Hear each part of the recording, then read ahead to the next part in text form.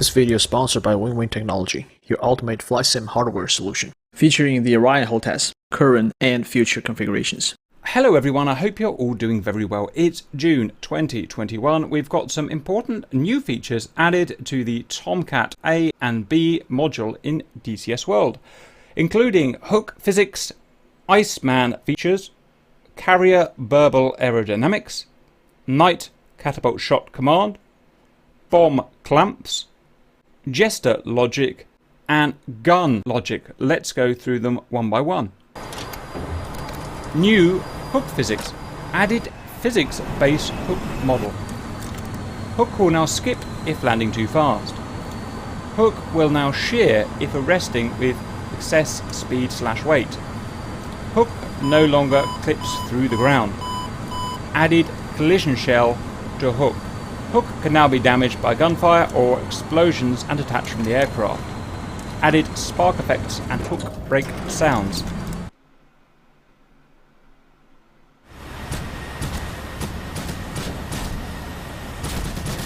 Oh. No more hook for you.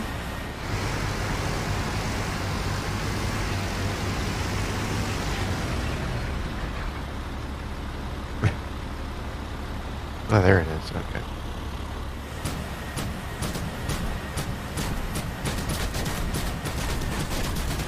Yeah, I got it off. I got it off. All right. So that shows. Nice. Doesn't have to be down to get knocked off. Or it doesn't. New Iceman features, and people have been very busy at geometry class because this is some pretty cool stuff. Iceman can now orbit a steer point or a map marker. We can select between a variety of speeds and orbit diameters. You can ask Iceman to fly a left or a right orbit. We can transition smoothly between orbits and diameters at any time to change our orbit profile.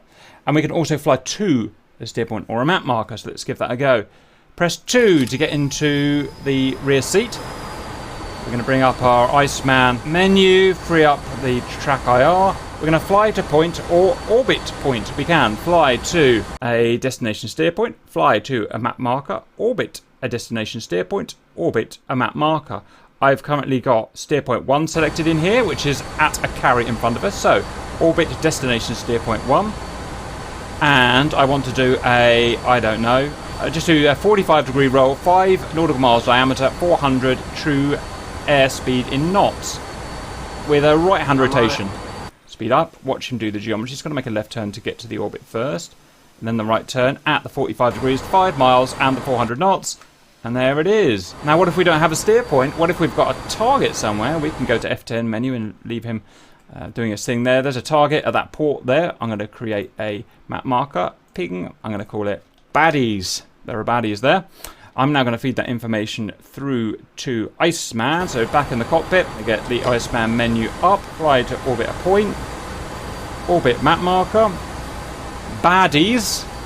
I'd like a 45-degree roll at 7 nautical miles, 480 true airspeed knots in a left-hand turn. Roger that. It's figuring out his geometry now. It's going to have to do whatever it's going to have to do. And there it is. He's now orbiting a left-hand orbit of the port.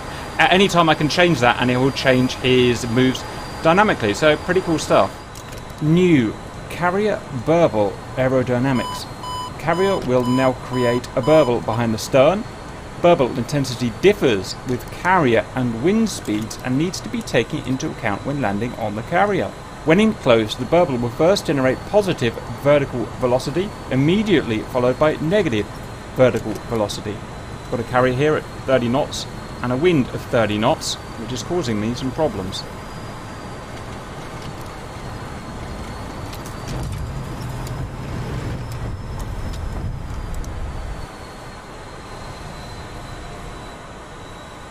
I'll take it as a 2-wire. New. At night, the catapult launch is triggered by turning on the exterior lights. Added new special option which flashes the lights automatically together with the pilot salute. So there are now 2 ways of launching it at night. So let's get the engine on. The first way is we just press the salute command like we always used to. So let's do that. It will automatically flash on the lights, as you can see.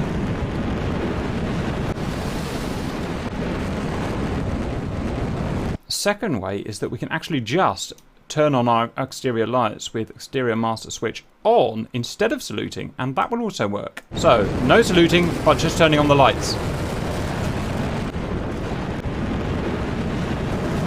Call her.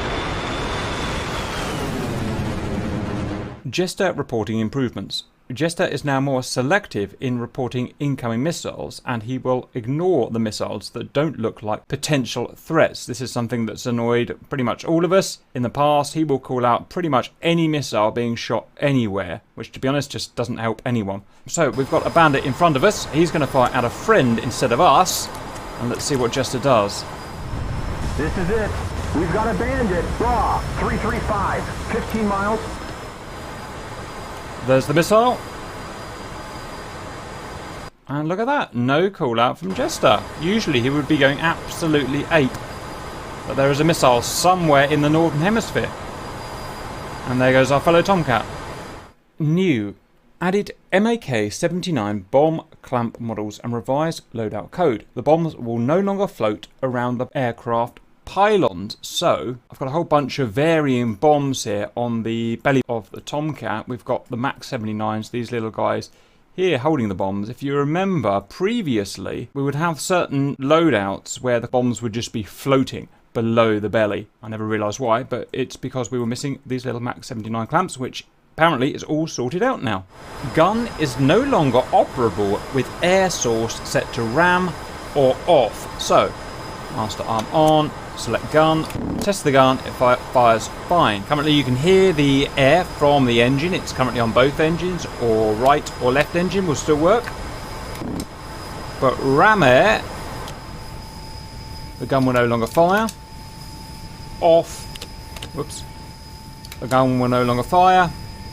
Put an engine back on, the gun will fire. This won't matter in any kind of hot start, but if you're doing a cold start, you must remember to set the air correctly so the gun will work.